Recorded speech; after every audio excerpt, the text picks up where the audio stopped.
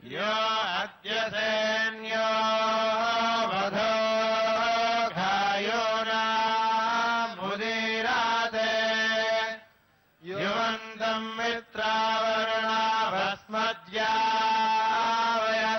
परि इतश्च यदमुदश्च यद्वधम् वारुणयावया विमहच्छर्मायच्छवयो यावया वधम् शास इत्था महा अस्य मित्रसाहो अस्तृतः न यस्याहन्यते सखा न जीयते कदाचन स्वस्तिदा विशाम्पतिर्वृत्रः विवृधो वशी पृषेन्द्रः पुरेतु नः सोमप आभयङ्करः विना इन्द्रवृधो जहि नीचायच्छ पृतन्यतः अधमङ्गामया तमो यो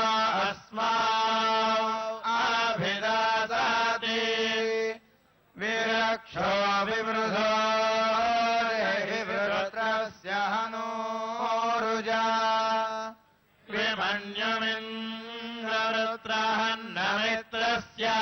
विमन्युमिन्द्रवृत्रहन्नमित्रस्याभिजातारः अपेन्द्रद्विषतो मनोपजिज्यासतो वधम् विमहच्छर्मायच्छवये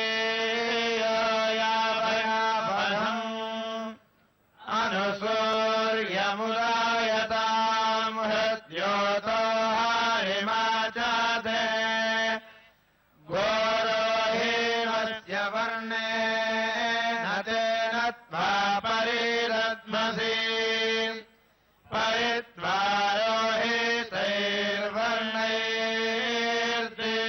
परित्वारोहितैर्वर्णैर्दीर्घायुत्वाय रद्मसि यथा यमारपा असदतो आहारितो भुवादो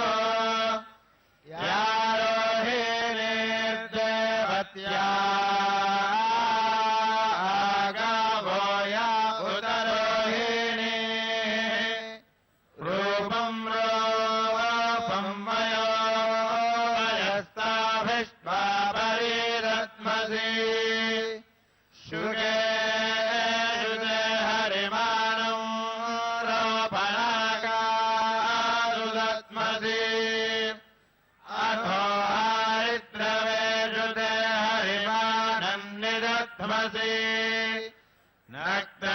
नक्तञ्जातास्यो रथे रामे कृष्णे अधिक्निजा इदम् राजनिरजय किलासम् परितम् च यतो किलासम् च परितम् च निरितो नादया प्रसादो आत्मा स्वविशताम् वर्णः परा शुक्राणि पातया अतीतन्ते प्रलयानमास्थानमसि तन्तवा अधिक्न्यस्योषधे निरितो नारया वृषादो अस्यस्य किलासस्य तनूजस्य च यत्वची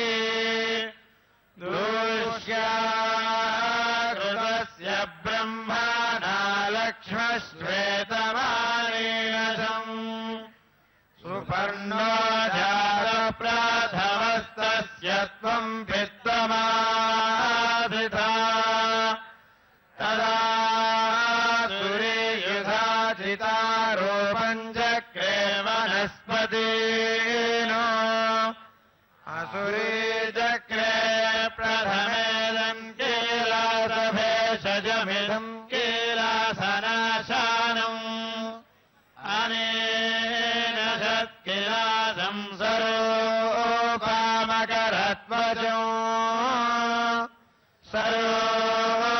सरूपानामादे माता सरूपो नामादे पिता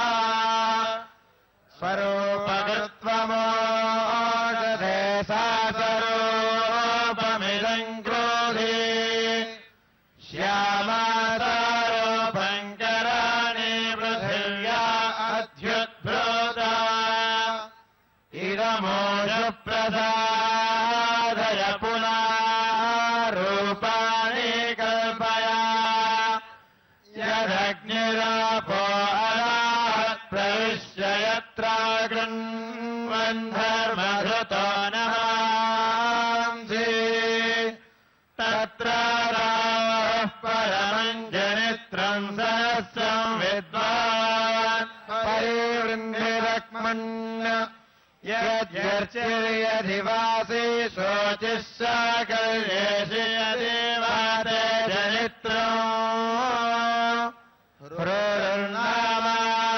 हृर्नामादिहृदस्य देवतरस्तम् विद्वान् परिवृन्धिरक्मन् यदि शोको यदेवाभिशोको यदेवाराज्ञो वरुणस्यासि पुत्रः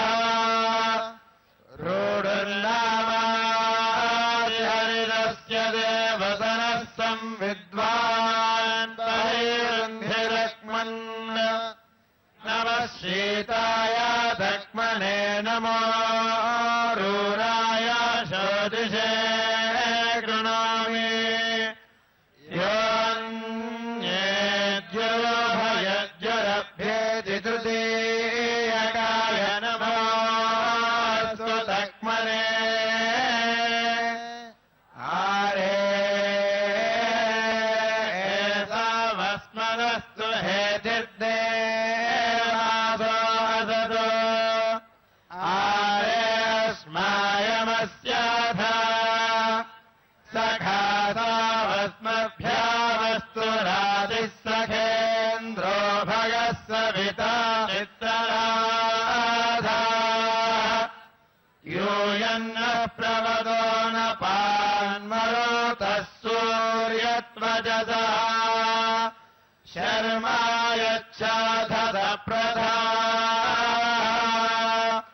सुषोदता मृता मृडया स्तनोभ्यो मयस्तोकेभ्यस्कृधि अमोः पारे प्रोदाक्वस्त्रिशब्दानिर्जारायवः तादाञ्जरायोभिर्भयमक्ष्या आवूयस्य घायो पारिपन्थिनः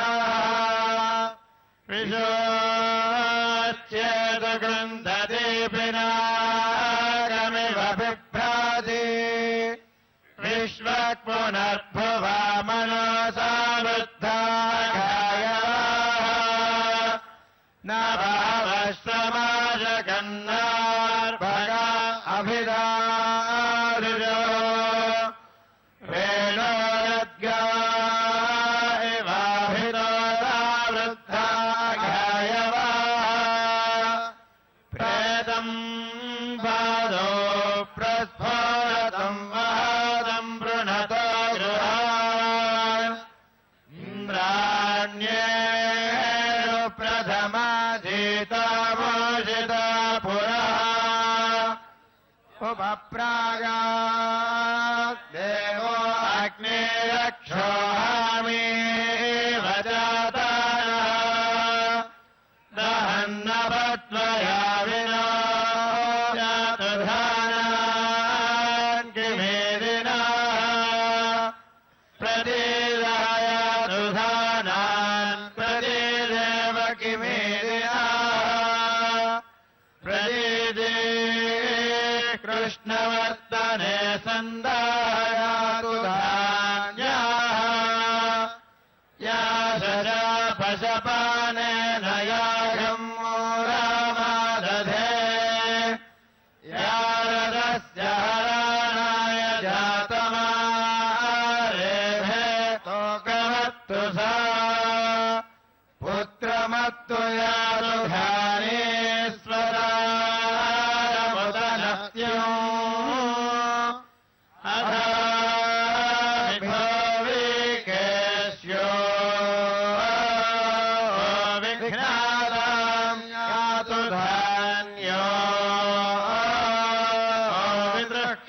చామరాయ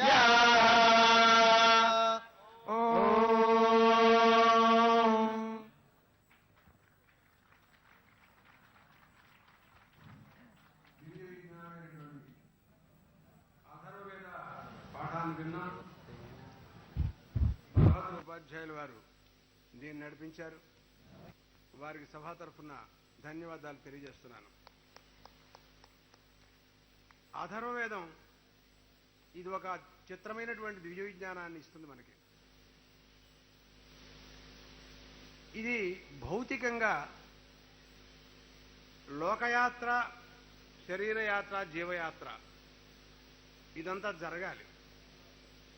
అసలంటూ మనం అంటూ ఉంటే ఆ తర్వాత వేదాలు చదువు, యజ్ఞాలు చేయి, వేదాంత శ్రవణం చేయి, బ్రహ్మ విజ్ఞానాన్ని పొందు, ఏదైనా చేయొచ్చు. అసలే మనిషి లేకపోతే జరిగేదేం లేదు కదా. ఇది నిలవటానికి ఏమేమి కావాలి, ఎలా ఉంటే మనం ఈ జీవయాత్రను నడిపించడానికి అవకాశం ఉంటుంది అనే విషయం మనకి చాలా ముఖ్యమైనటువంటిది. ఔషధ విజ్ఞానం ఉందండి దాంట్లోనూ.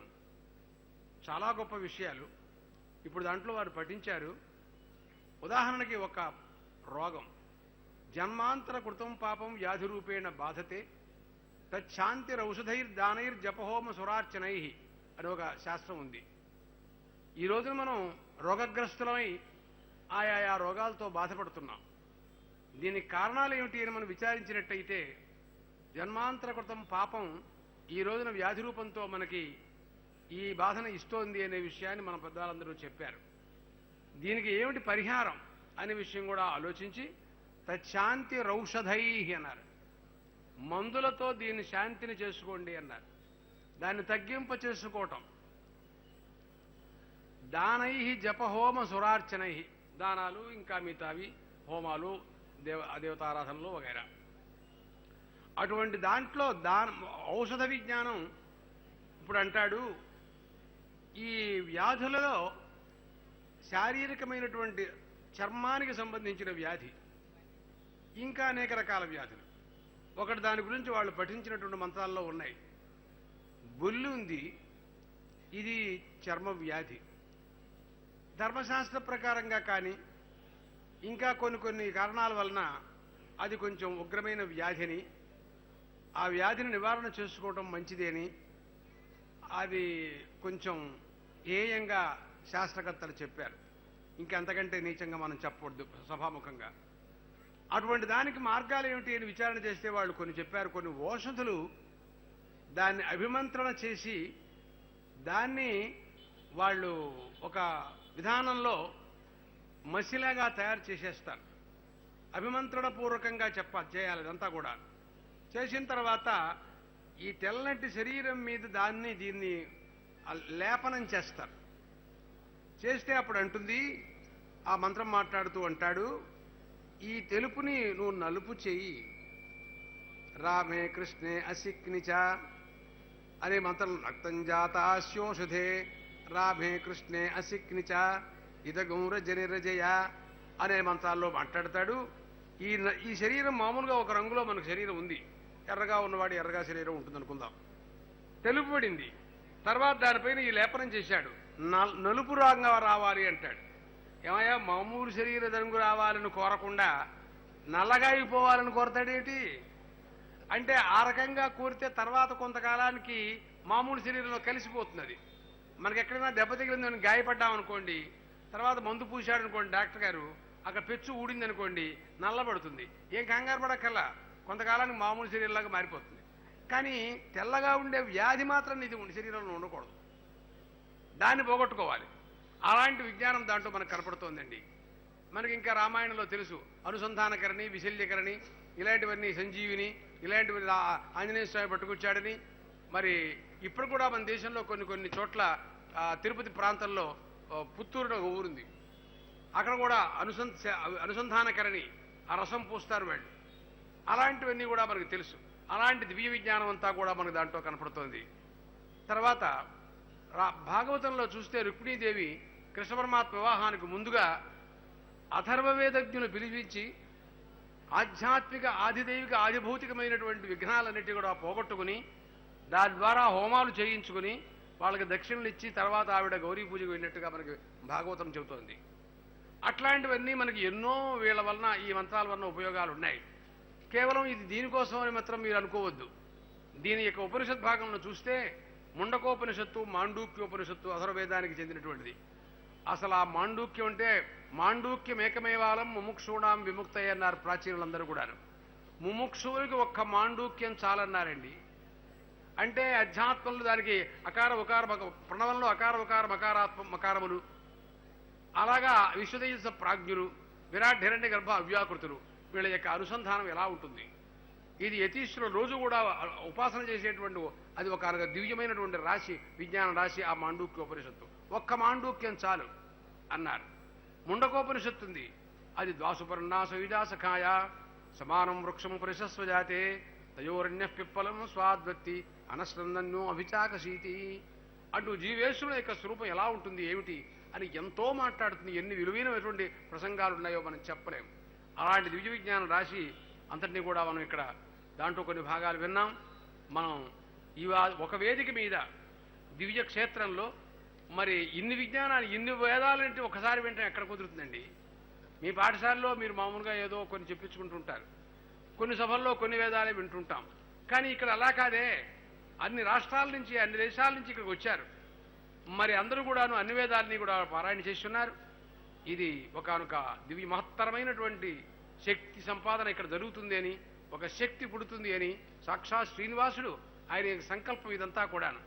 మీరు నేను మనం వల్ల చేసేది కాదు, ఆయన మనలో ప్రేరేపించారు. మన ఎగ్జిక్యూటివ్ ఆఫీసర్ గారు, ధర్మాధికారి వారు, సుబ్రహ్మణ్యం గారు వారి హృదయంలో ప్రవేశించి నీవు ఈ కార్యక్రమం చెయ్యని ఏ రకంగా సాక్షాత్ శంకరుడు పుట్టినప్పుడు కేరళలో అవతరించి ఆయన దేవాలయం కట్టమని రాజశేఖరుడిని రాజుగారికి స్వప్నంలో పరమాత్మ కనపడ్డారని చెబుతారో అలాగా మనందరికీ కూడా ప్రేరణ జరిగింది.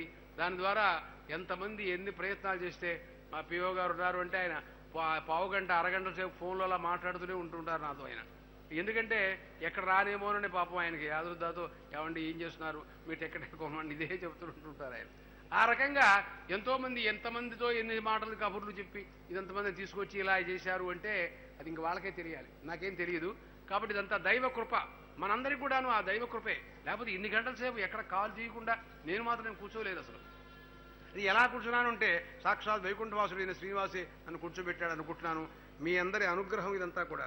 ఈ వేదవేత్తలందరినీ నేను సవినయంగా పాదాభివందనంతో మీ అందరికీ కూడా సవినయంగా శిరస్సు వంచి మీ అందరికీ కూడా ఇంత భాగ్యం నాకు కలిగినందుకు, మీ వేదాల గురించి మాట్లాడే అవకాశం కలిగినందుకు, మీరు చెప్పిన వేదాన్ని వినే భాగ్యం కలిగినందుకు, ఈ అవకాశం ఇచ్చేందుకు మిమ్మల్ని అందరినీ మరొకసారి నేను ధన్యవాదాలు తెలియజేసుకుని నమస్కారాలు పెట్టుకుంటూ తర్వాత పై కార్యక్రమాన్ని ఈవో గారు ఈ విషయంలో 2 మాటలు మాట్లాడతారు. మీరందరూ సావధాన చిత్తులై ఉండండి.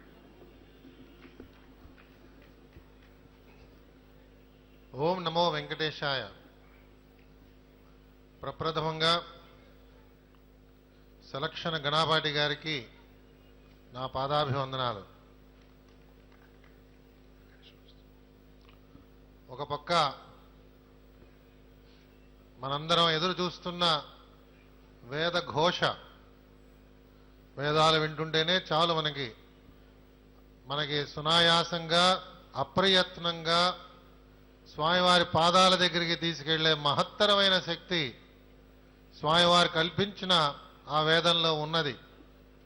ఒక పక్క ఆ శబ్ద తరంగాలు సునాయాసంగా ఆ రకంగా తీసుకెళ్తుంటే, ఇంకొక పక్క వారి యొక్క ప్రసంగ సారం, అన్ని విషయాలు చిన్నపిల్లవాడికి కూడా అర్థమయ్యే రీతిలో చెప్పడం, ఇవి ఈరోజు మనందరం చేసుకున్న గొప్ప అదృష్టంగా భావిస్తున్నాను.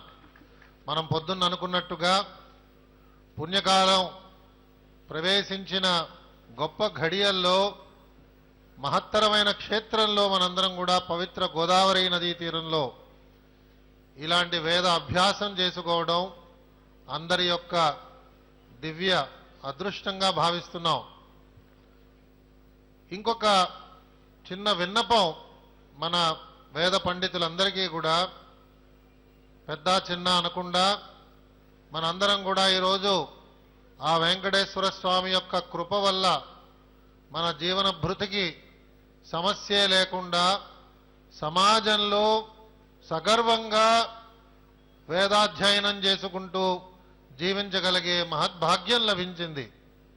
ఇలాంటి అవకాశం దేశంలో ఇంకెక్కడా ఏ దేవస్థానం కూడా కల్పించట్లేదు. ప్రప్రథమంగా మన తిరుమల తిరుపతి దేవస్థానం మాత్రమే చేస్తున్నది. ఈరోజు ఈ తిరుమల తిరుపతి దేవస్థానం అందిస్తున్న వేదపారాయణదారు స్కీము అనేక రాష్ట్రాలకు కూడా విస్తరించింది. ఇంకా మనకి దరఖాస్తులు వస్తూనే ఉన్నాయి. మా దేవాలయానికి కూడా అందించండి సహాయం అని అందరూ కూడా ముందుకొచ్చి మన వారిని ఆహ్వానిస్తున్నారు. మనందరికీ తెలిసిన విషయమే. ఇందాక పెద్దలు చెప్పినట్టుగా ఇది పునశ్చరణ కింద మనం భావించుకుంటున్నాం. మనకొచ్చిన వేద విద్యని నిరంతరం అభ్యసించడం వల్ల ఇంకొక తరానికి అందించే అవకాశం మన చేతిలో ఉంటుంది. అభ్యాసం లేనప్పుడు మనకి తెలుసు ఎలాంటి దుస్థితి విద్య పొందినవాడు కూడా చూపిస్తున్నాడు. కాబట్టి అభ్యాసం మనందరికీ కూడా చాలా అవసరం. ఈ అభ్యాసం సంవత్సరానికి ఒకసారి ఈ విధంగా మహత్తరమైన ఒక సభ ఏర్పాటు చేసి చేసుకోవడం ఒక విధంగా శ్రేయస్కరం, శుభకరం కూడా. కానీ నిరంతరం కూడా మీరు మీ దేవాలయాలలో ఎక్కడ వేదపారాయణ చేయవలసి ఉన్నదో మీరందరినీ కూడా ఇందాక వారి యొక్క వినయం చూసిన తర్వాత మరి అంత సలక్షణ గణాభాటి వేదార్థాన్ని చాలా సునాయాసంగా అందరికీ అర్థమయ్యే రీతిలో చెప్తూ కూడా వారందరికీ పదాభివందనం చేశాను అని చెప్తున్నారు. ఈ రకమైన గొప్ప లక్షణం, వైదిక లక్షణం, వినయం అన్నది మనందరి యొక్క కార్యదీక్షలో కనిపిస్తూ మన ఎవరూ కూడా ఒక వేలెత్తి చూపించని స్థితికి మనందరం కూడా సునాయాసంగా ప్రయాణం చేయాలన్నది మనందరి అభిమతం కావాలి. ఎవరో ఒకరు వచ్చి ఒక ఎగ్జిక్యూటివ్ ఆఫీసరు, ఒక దేవాలయంలో ఉన్న ఒక సభ్యుడో లేదా వార్తాపత్రిక చెందిన ఒక సోదరుడో వచ్చి ఇక్కడ వేదపారాయణ జరగడం లేదు అని వారెవరూ కూడా చెప్పే అవకాశం మనం వారికి కలిగించకూడదు. పొద్దున్న మాట్లాడుకున్నట్టుగా సూక్ష్మమైన ధర్మబుద్ధి కలిగిన మన అందరం కూడా ధర్మాచరణ యందు ఆపేక్ష నిరంతరం కూడా దాన్ని మనం ప్రకటిస్తూ, ప్రదర్శిస్తూ, ఆచరిస్తూ కనిపించాలి. ఎవరో ఒకరు వచ్చి నీ ధర్మం ఇది నాయనా, నీ ధర్మాన్ని నువ్వు దయచేసి ఆచరించు అని ఎప్పుడైతే వారికి మనం గుర్తు చేసే అవకాశం మనం కలిగిస్తున్నామో వేదమాత నుంచి మనం ఒక అడుగు వెనక్కి వెళ్ళినట్టుగానే నేను భావిస్తున్నాను. కాబట్టి ఇందాక వారు చెప్పినట్టు సహస్రమాతల యొక్క అనురాగాన్ని, వాత్సల్యాన్ని అందిస్తున్న ఆ గాయత్రి మాత, వేదమాత మనందరినీ కూడా కంటికి రెప్పలాగా కాపాడుకుంటూ మనందరి యందు కూడా ఎంతో కరుణని చూపిస్తూ, వాత్సల్యాన్ని చూపిస్తూ మన పుత్ర సంతతికి కూడా వేదాధ్యయనం రావడానికి ఆశీర్వచనలు ఇచ్చే మహత్తరమైన శక్తి ఆ తల్లికి ఉన్నది. కాబట్టి ఆ తల్లి యొక్క ఆలింగనాన్ని చేసుకుంటూ ఆ ఆనందంతో మనందరం కూడా జీవితకాలం గడపాలి. కానీ ఒక అడుగు వెనక వేసి ఆ తల్లికి దూరం మనం ఎవరం కూడా అవ్వకూడదు అన్నది మనందరి యొక్క అభిమతం కావాలని మరొకసారి సభాముఖంగా నేను కోరుతున్నాను. ఈ విద్య ఇది అప్రయత్నంగా వచ్చిన విద్య కాదు, కఠోరమైన పరిశ్రమ తర్వాత మీ అందరికీ లభించిన విద్య. నేర్పించిన గురువులు కూడా మరి మీ అందరి యందు ఎంత కరుణ ఉంటే, ఎంత కృప, ఎంత వాత్సల్యం ఉంటే వారు మీకు ఈ విద్య నేర్పించారు. అంత పరిశ్రమ తర్వాత లభించిన ఈ వేద జ్ఞానాన్ని చాలా జాగ్రత్తగా మనందరం కూడా కాపాడుకోవలసిన యొక్క ఆవశ్యకత గురించి నేను పరిపరి విధాల మీకు జ్ఞాపకం చేయవలసిన అవసరం లేదు. కాబట్టి అలాంటి వేద విద్యను సమాజ శ్రేయస్సు కోసం, సమాజంలో అందరూ కూడా ధర్మ ప్రవృత్తి కలగడానికి కావలసిన బీజాలు మన యొక్క వేద స్వస్తి వల్ల ఆ బీజాలు నిరంతరం కూడా విశ్వవ్యాప్తి చెందుతూ ఉంటాయి. కాబట్టి ఎక్కడ వేదాధ్యయనం నిరంతరం జరుగుతున్నదో ఆ దేవాలయ ప్రాంగణానికి విచ్చేస్తున్న భక్తులందరిలో కూడా ఈ ధర్మబుద్ధి బయలుదేరి మరి వారందరిలో కూడా ఒక నిరంతరం కూడా ధర్మం కోసం ప్రాకులాడుదాం అనే ఒక తపన వారందరిలో కూడా బయలుదేరినప్పుడు సనాతన ధర్మ విలువలు సమాజంలో నెలకొల్పడానికి ఆరాధన చేయడానికి, ఆచరణ చేయడానికి, ఆదరణ చూపించడానికి, గౌరవం అందించడానికి దానికి ఎలాంటి ఇబ్బంది ఉండదు. మనం ఎవరి దగ్గరికి వెళ్ళి దేహి అని మనం వెళ్ళి అడగవలసిన అగత్యం పుత్రపౌత్రాలకి రాకుండా ఉండాలి అన్నప్పుడు వేద విద్యకి అలాంటి స్థానం మనం సంపాదించి ఆ స్థానాన్ని నిలబెట్టవలసిన ఆవశ్యకత ఉందని చెప్పి ఒక సామాన్య పౌరుడుగా నాకు ఈ సభలో లభిస్తున్న ఈ జ్ఞానాన్ని నేను మీతో పంచుకుంటున్నాను. ఇంత గొప్ప విద్య మీలో నిగుడీకృతమై ఉన్న ఈ విద్యని సమాజ శ్రేయస్సు కోసం సమాజం అంతా కూడా ధర్మాపేక్ష యందు వారి యొక్క బుద్ధిని, వారి యొక్క శక్తి యుక్తుల్ని కూడా ఉపయోగపెట్టుకోవడానికి మీ యొక్క వేదాన్ని ఆ విధంగా మనం ఉచ్చరించుకుంటూ నిరంతరమైన శంకరులు వారు ఏదైతే ఈ దిగ్విజయంగా చేస్తున్న జైత్రయాత్ర, విజయయాత్ర అని చెప్పి ఏదైతే వారు నామకరణం చేశారో ఆ విజయయాత్ర ఆ విధంగా సాగుతూ ఆంధ్రదేశమే కాకుండా దేశవ్యాప్తంగా వేదాన్ని ఈ రకంగా వ్యాప్తి చెందడానికి దోహదపడతామని మనందరి యొక్క గౌరవం, మనందరి యొక్క గమ్యం ఆ విధంగా మనం గుర్తు చేసుకుంటూ ఈ కార్యక్రమాల్లో మీరందరూ పాలు పంచుకున్నందుకు, శ్రమ అనుకోకుండా అందరూ విచ్చేసి పొద్దున ఊరేగింపుతో సహా ఈ ప్రాంగణంలోకి విచ్చేసిన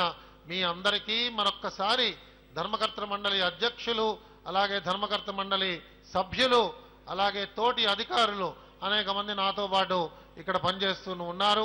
వారందరి పక్షాన నేను మీ అందరికీ మరొక్కసారి నా చేతులకు జోడించి నా కృతజ్ఞతలు తెలుపుతున్నాను.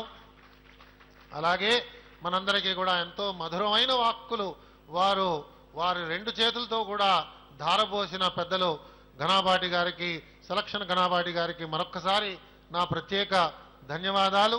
అలాగే వేదికను అలంకరించిన పెద్దలు, కురువృద్ధులు, వారందరూ కూడా వేదమూర్తులు, వారందరికీ కూడా మరొక్కసారి నా ప్రత్యేక కృతజ్ఞతలు తెలుపుతూ మరి మధ్యాహ్నం మనం 3 గంటలకి మరి యొక్క సమావేశంలో మళ్ళా మనందరం కూడా ఇక్కడ రాబోతున్నాం.